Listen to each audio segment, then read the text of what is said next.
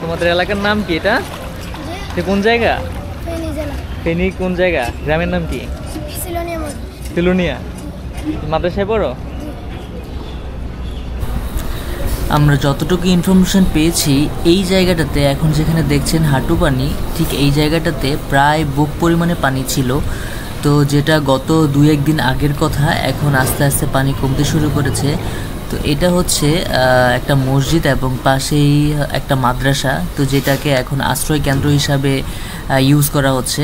তো পাশে যেই মাদ্রাসাটা দেখতে পাচ্ছেন এটা মসজিদ অ্যাকচুয়ালি।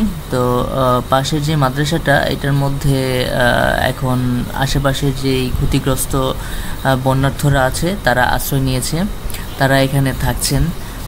তো এখানে যারা আশ্রয় নিয়েছে তাদের জন্য কিছু উপহার সামগ্রী আমরা নিয়ে এসেছি যতটুকু সম্ভব আমাদের পক্ষ থেকে।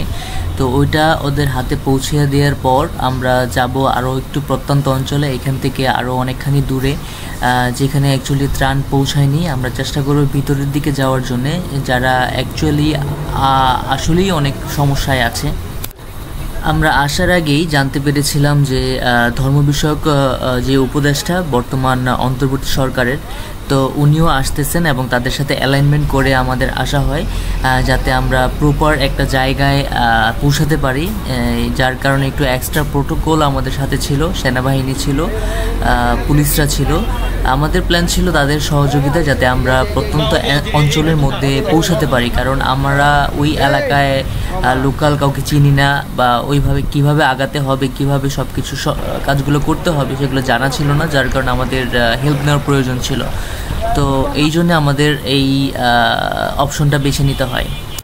সেনাবাহিনীর সদস্যদের সহযোগিতায় এখানে যতগুলো পরিবার আশ্রয় কেন্দ্রের মধ্যে আশ্রয় নিয়েছিল তাদের একটা লিস্ট করা হয়, এবং ওই অনুসারে আমাদের এখানে বেশ কিছু উপহার সামগ্রী রেখে তাদেরকে বুঝিয়ে দিয়ে তারপর আমরা এখান থেকে অন্য স্থানের উদ্দেশ্যে রওনা দিই।